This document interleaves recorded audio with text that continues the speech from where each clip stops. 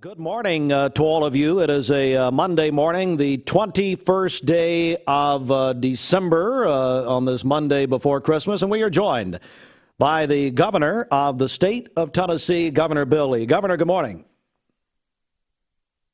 Hey. Governor, great to have you joining us here this morning, and I want to dive right in the time that we have. You gave a statewide address last night, of course, your executive order, number 70. If you will, Governor, talk about why you did that as far as this executive order, and maybe just walk us through a little bit of the highlights here.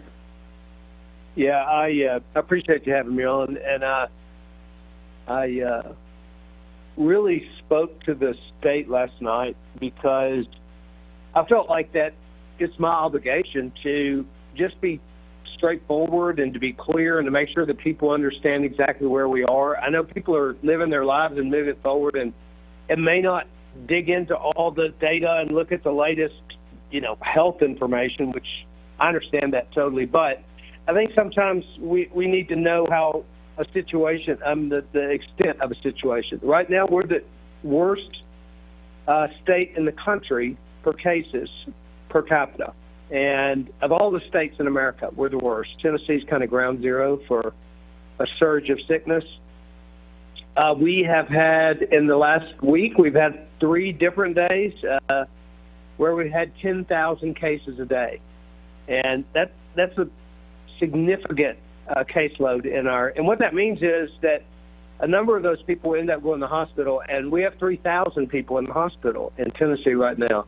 So we have a very serious situation that was created in part, as we know from most of us that follow this. We know that Thanksgiving gatherings, really, people coming together, too many people, too crowded together from multiple families, is what within days really began this surge after that holiday. So I wanted to just be clear with Tennesseans. We got holidays coming up. We're in a much worse situation where before Thanksgiving. So if we have that kind of surge afterward, our hospital capacity will really be strained. The beds will be strained. What that means is someone has a heart attack or a stroke or a car wreck, treatment is going to be much more difficult to find, and we're already seeing that kind of strain on hospitals. So I spoke to the state and told them, hey, this is where we are. As your governor, you need to know, and I wanted to be sure that folks knew. We're joined by the governor of Tennessee, Bill Lee, and yes, Dr. Lisa Piercy, your state health commissioner, said that if we have a post-Christmas surge like we did after Thanksgiving, it would, quote, completely break our hospitals. So what, and I know what you said last night, obviously, about Christmas. One thing you said in your address, hey, folks, people who do not live inside of your house, you are recommending people don't, go into other homes as they normally would at Christmas. I just think that sometimes people haven't thought through how it really works if it didn't really hit them. And what we found through Thanksgiving is part of the surge came from when people from outside your home come in a big groups of gathering, of course, then there's just a lot more risk for exposure. It kind of makes sense, but it's not something that people don't generally know, but it's just a reminder. I think what I wanted to say to folks was, here's the situation in our hospitals. Here's how many people are actually in the hospital and sick. Here's how many people are dying every day, which is 100 people a day in our state. And so if you haven't really thought hard about your plans over the holidays, that's what I want you to do. So we ask people to think hard about it. And that government can't solve this problem. This isn't a problem that somebody else is going to solve, the healthcare system or the government or anybody's going to solve. But together, we can, in fact, blunt the severe rise of cases, and that's what we're trying to do. I just want Tennesseans to know, hey, if we all join together, we can blunt this. In 30 days, we'll have hundreds of thousands of vaccines administered. We just got to get through the next few weeks, and I know Tennesseans can do it. Governor, obviously, there are calls for you to impose a mask mandate in the state. The Tennessee Medical Association has called for a mask mandate, as has former Senate Majority Leader Dr. Bill Frist. Why no mask mandate? Why are you not calling for that at this point? You know, I think most people don't realize, actually, that maybe they do, but 70% of Tennesseans are already under mask requirement. Most counties in this state, and all major population centers, have got mask requirements, and I commend the local officials that have done that. And because of that, and by the way, I have a belief that local government is the best form of government, and that people trust voices of their own closest elected officials. That's why I think giving the authority to make decisions like mask requirements to local county mayors is how you get the most uptake of mask wearing. So, you know, some people say a statewide mask mandate would bring more people wearing masks. Some say it would have the opposite effect. I say it's highly politicized, and we should just not get caught up in that. Just wear a mask. I mean, I think what I wanted to say last night as the governor is, hey, I need you to wear a mask. I need everybody to wear a mask. We need people to do two things.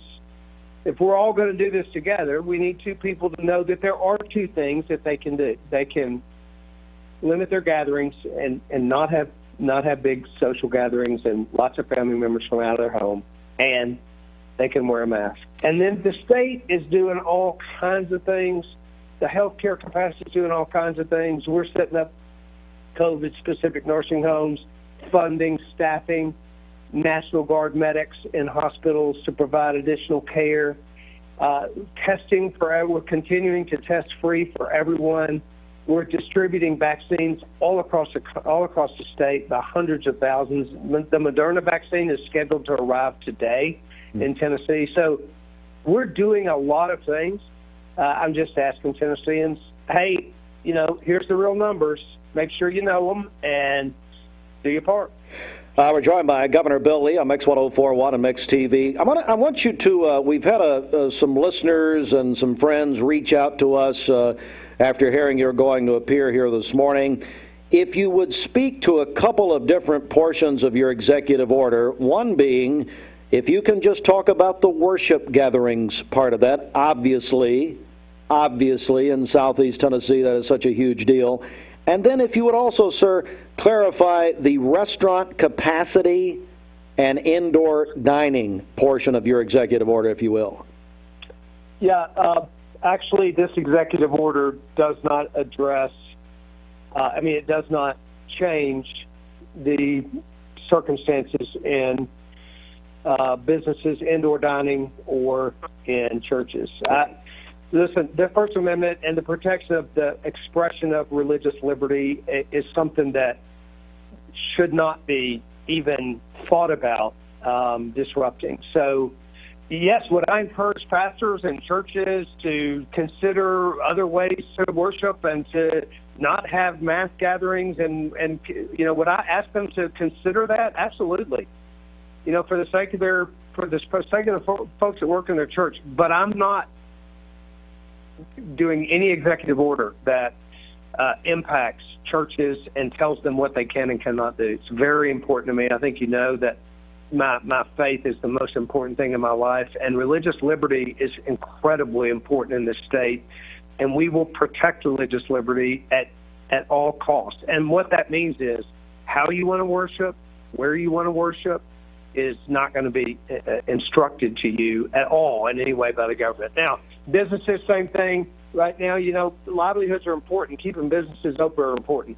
This executive order affects public gatherings of a social nature in indoor spaces. So it's really intended to say, hey, guys, let's don't have Christmas parties with 50 people at venue at a let's don't crowd into a space with a lot of people for social gatherings. We've had this very same limitation before. We did that through the summer, and we took it off when the surges went down.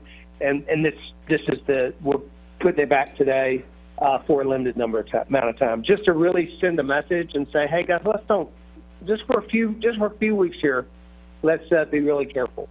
We're joined by the governor of Tennessee, Bill Lee. We have just a few minutes left. I immediately, when I read your executive order about especially school-related athletic events, talking about that, of course, this order through January the 19th, I know that schools meeting in person is not covered by this order, but what are your thoughts about that? We're a couple of weeks away from schools scheduled to reopen in person. What are your thoughts there? My thoughts are that in-person education learning is something that we should do everything we can to uphold. Like, kids do so much better in person in schools. Number one, we know that academically, but for a whole lot of other reasons, in-person learning is better than online learning. The other issue that's really important to me is parents want their kids to be in school. The vast number of parents want us to provide in-person learning. So we need to do that. Children, by and large, are not nearly as severely affected by this virus. We all know that. Schools need to be open, and we need to work. We're working very, very hard to make it safe for teachers.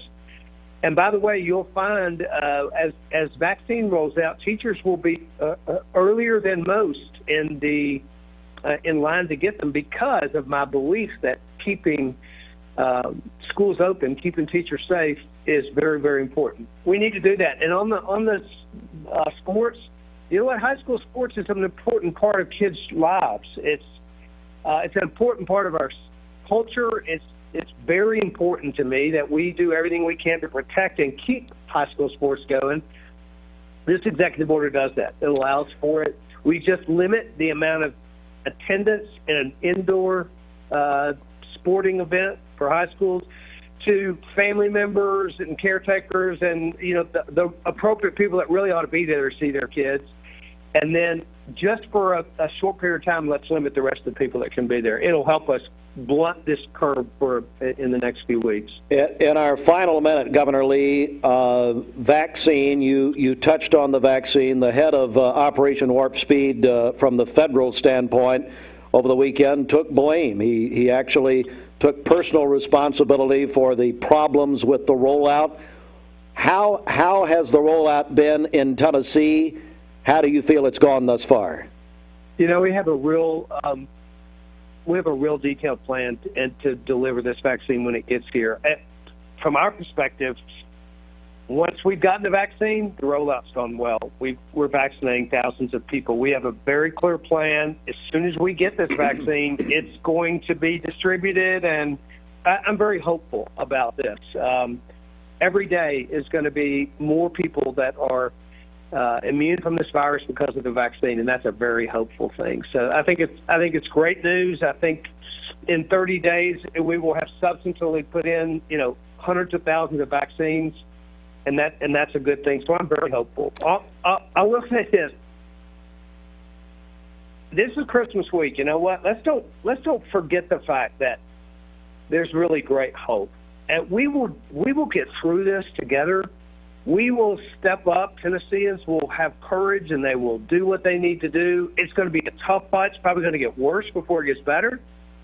But if everyone steps in here and joins together and realizes the seriousness of the moment and the personal responsibility that each of us can take to work together to get this done, we're on a trajectory ultimately to back to health and back to prosperity, and I don't want us to lose that hope and courage, especially not here in Christmas week when we celebrate the real hope for the world for eternity.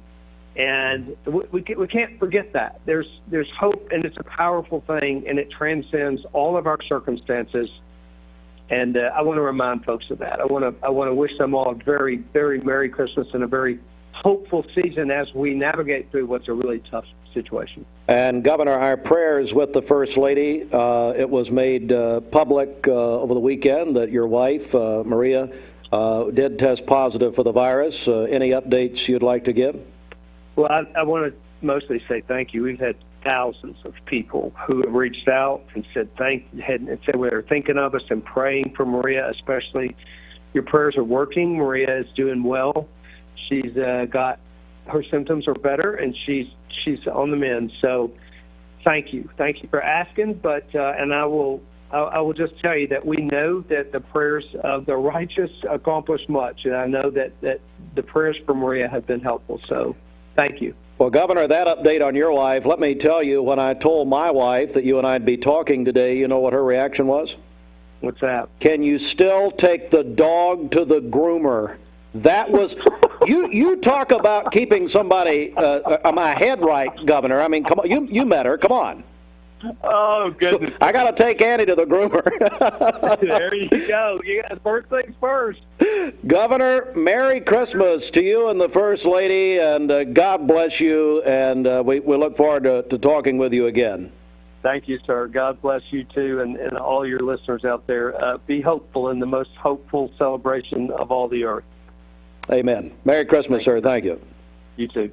The governor of the state making time this morning for Southeast Tennessee. And it's, you know what?